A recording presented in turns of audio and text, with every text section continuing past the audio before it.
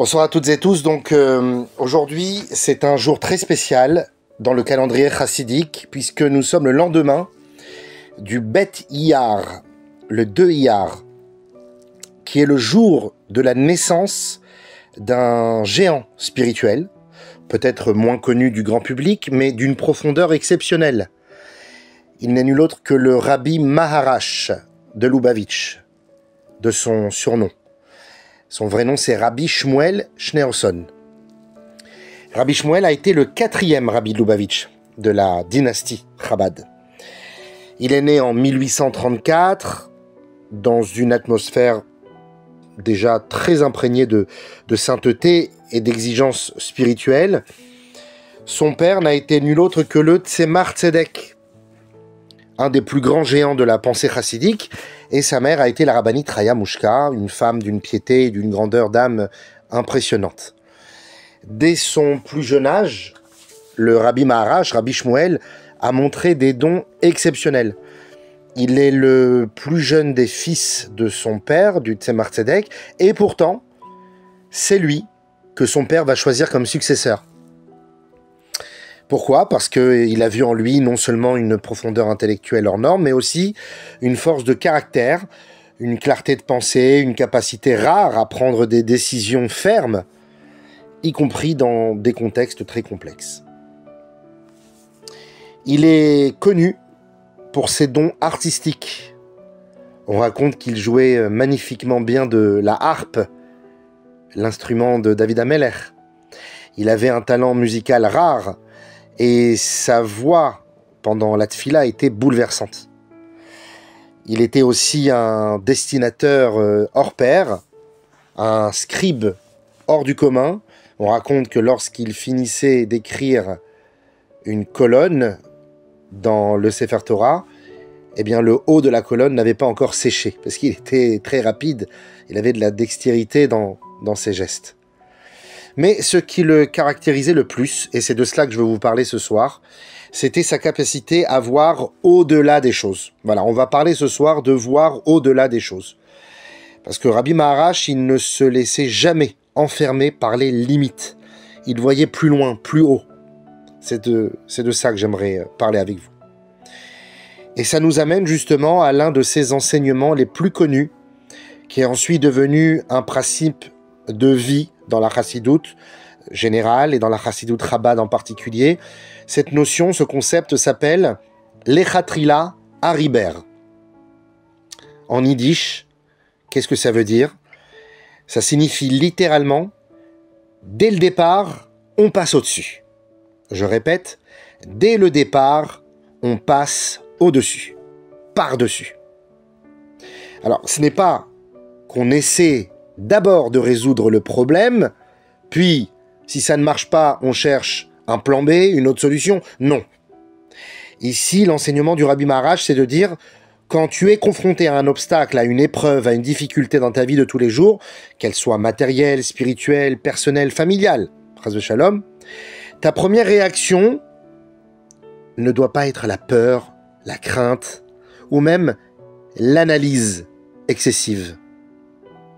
Il faut élever ton regard, voir plus haut, plus loin, et il faut viser plus haut, il faut passer au-dessus de l'obstacle, dès le départ, a posteriori.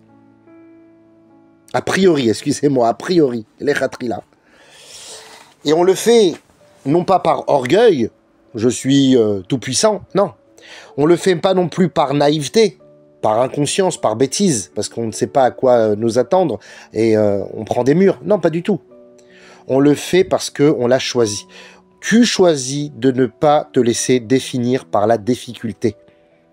Tu choisis d'agir à partir d'un espace de clarté, de connexion avec ton âme, avec ta mission, avec Dieu. Et tu avances. Il disait cette phrase, le Rabbi Maharash.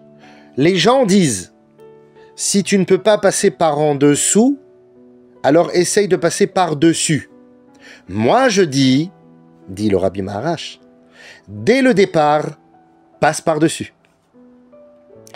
C'est une philosophie de vie et surtout, c'est une manière d'agir qui repose sur une confiance absolue dans la force divine qui est en nous un cadeau de Dieu. C'est ça ce qui est au fond le sens de l'Echatri Lahariber. C'est pas seulement une stratégie d'action, c'est une vision de la vie. La pensée chassidique, en particulier dans les enseignements du Rabbi Maharash, elle nous propose une vision dans laquelle le monde, tel qu'on le perçoit, n'est pas la réalité ultime et finie. Ce qu'on appelle, nous, obstacles, limites, impossibilités, ce sont que des constructions imaginaires, sont des voiles, des illusions qui cachent la véritable essence des choses. Et cette essence-là, elle est divine, elle est infinie. C'est ce que l'on appelle Neshama. Cette Neshama, elle est elle-même une étincelle de l'infini. Donc elle est infinie. Cela veut dire que elle n'est pas enfermée dans les cadres que le mental impose ou que l'analyse impose. Quand on agit selon le concept de l'Echatri Lahariber, on ne fait pas seulement preuve de courage, on fait ici un acte de vérité ontologique. On choisit d'agir à partir de la Neshama, à partir de l'essence, non pas à partir de la forme extérieure des choses, de la poche corporelle ou même de notre intelligence. C'est une inversion radicale du paradigme ou de la vision classique des choses. La plupart des philosophies nous disent d'analyser la réalité, de s'adapter, de composer avec les contraintes. Non, le Rabbi Maharash nous enseigne « Commence par la conscience de ton infinitude et la réalité extérieure se réajustera. » C'est la réalité qui va faire des concessions et qui va s'adapter. C'est une forme de foi existentielle, une émouna extraordinaire, mais aussi une posture intellectuelle. C'est ça ce qu'on a dit justement, une vision philosophique. C'est qu'en fait, le réel ne commence pas avec ce que mes yeux voient. Le réel commence avec ce que mon âme sait. Et quand mon âme est aux commandes, il n'y a plus de plafond. Il n'y a plus de plafond de verre et le mur lui-même devient un passage. Je traverse. J'aimerais vous raconter une anecdote justement à ce propos. Un jour, il y avait un homme riche de Russie qui est venu voir le Rabbi Maharash. Cet homme-là était confronté à des accusations infondées du gouvernement et il risquait malheureusement de tout perdre.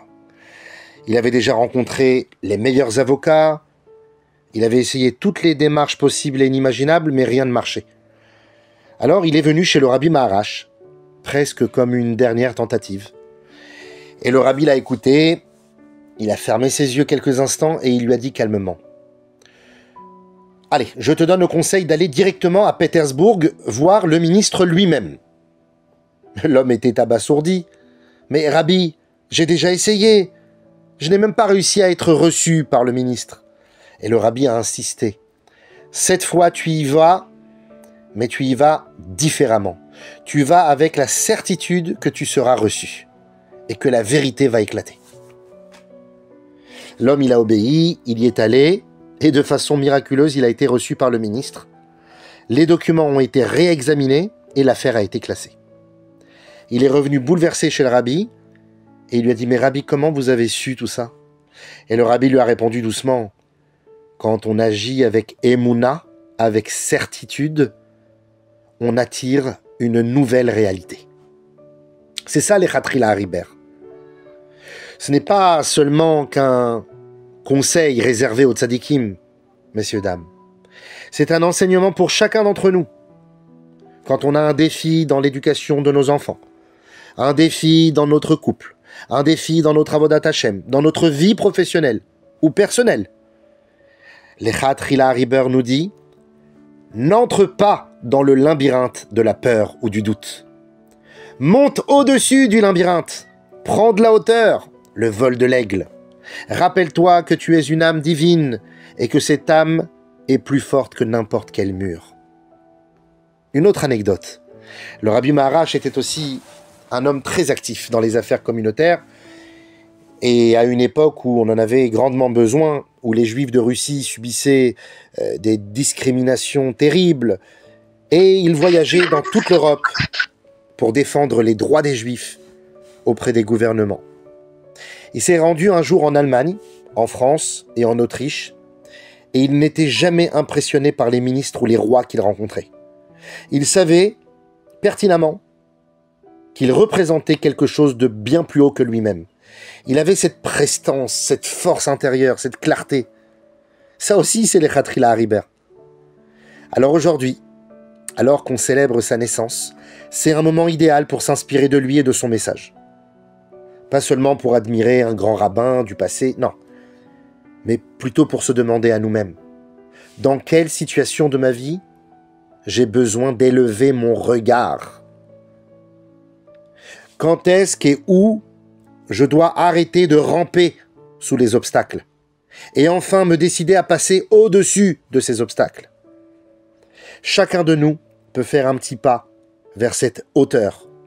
Une pensée plus claire, une parole plus belle, une prière plus profonde, une action un peu plus audacieuse, une confiance un peu plus forte.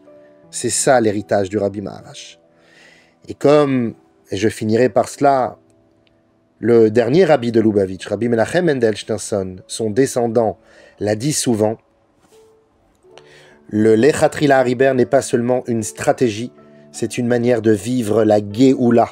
C'est messianique, car la délivrance ne viendra pas par des calculs, elle viendra par un saut de conscience, par le courage d'être fidèle à notre essence divine, au-delà des limites. Alors, en ce jour où son âme au Rabbi Maharash s'élève encore aujourd'hui, puisse-t-on intégrer ce message dans notre vie et qu'on mérite très bientôt le moment où le monde entier vivra lui aussi selon ce principe extraordinaire, les Khatrila Hariber.